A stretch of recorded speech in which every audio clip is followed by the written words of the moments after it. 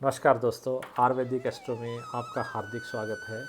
आज का हमारा विषय है होटल व्यवसाय में शेफ कैरियर के लिए चंद्रमा की स्थिति कैसी होनी चाहिए।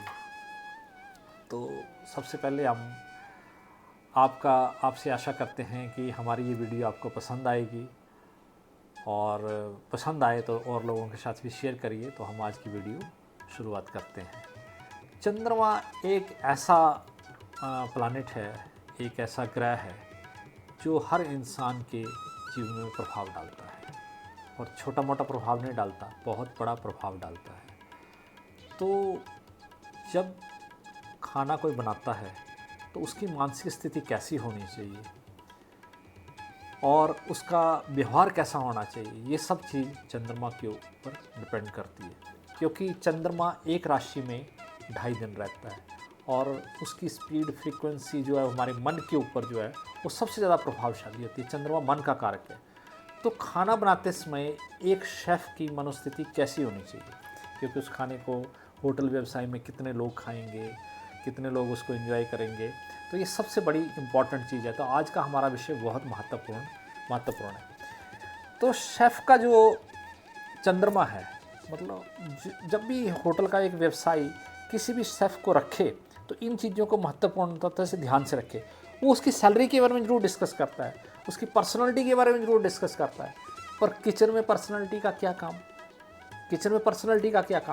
किचन में उसके भाव का काम है, किचन में उसके टेक्नोलॉजी का काम है, जो टेक्नोलॉजी जिससे वो खाना बनाएगा उसकी टेक्निक का काम है।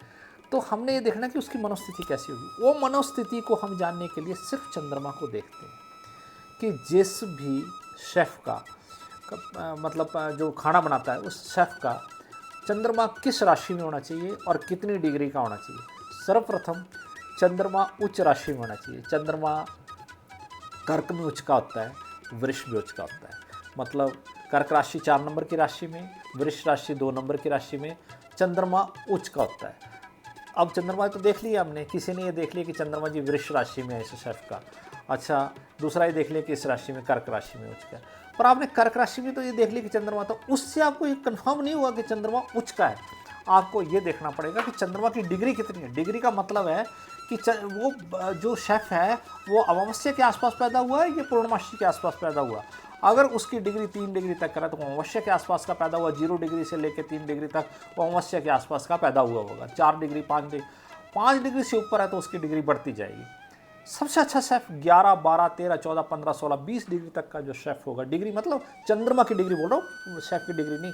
चंद्रमा की डिग्री अगर 10 डिग्री से लेकर के 20 डिग्री के बीच में है तो वो शेफ़ बहुत अच्छा होगा। और चंद्रमा कर्क राशि में होगा और चंद्रमा वृष राशि में होगा तो ऐसा शेफ़ जो खाना बनाएगा उसके होटल के जो कस्टमर है वो रिपीट होने शुरू हो जाएंगे। क्योंकि उनको एक बार जैसे मतलब कोई भी खाना है वो उसको पसंद आएगा, कस्टमर को पसंद आएगा खाना, तो वो बोलेगा खाना किसने बनाया, आपका कुक कौन है। कई बार हम किसी अच्छे रेस्टोरेंट में जाते हैं, एक बार हमारे को खाना अच्छा लगता है, दूसरी बार हम जाते हैं, जैसे दूसरी बार 3 महीने के बाद गए तो दूसरी बार बोलते हैं यार इस बार खाना अच्छा नहीं था, क्या आपका शेफ़ बदल गया है। तो इन विषयों को ये चीज़ देखना था कि जो खाना अगर रूटीन में जाता है और शेफ़ उसको बनाता है तो खाने में जो पवित्रता आती है या खाने में जो स्वाद आता है वो सिर्फ चंद्रमा के कारण ही आता है। तो हमको ये विषय समझना चाहिए कि सारी चीज़ें ठीक है, हमने उसका कैरियर देख लिया, उसने इस इंस्टीट्यूट से किया है, उसने इतने बड़े पूसा से किया है, या उसने IHM से किया है, या उसने कहीं भी जगह पे शेफ़ पे काम किया, पर आप देखो कि उसका चंद्रमा किस डिग्री पे है।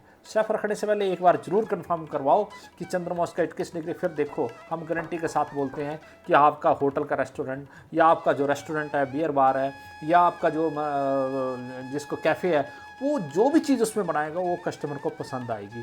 तो सर्वप्रथम आज हम आपको यही कहना चाहते हैं कि जब भी आपने कोई होटल में अपना शेफ़ रखना हो तो एक बार चंद्रमा का उसका कुंडली एनालिसिस हमारे से कराइए, चंद्रमा हमारे से चेक कराइए, फिर हम आपको गारंटी के साथ बोलेंगे कि आपके होटल का, आपके रेस्टोरेंट का, आपके कैफ़े का खाना जो है बहुत स्वादिष्ट होगा।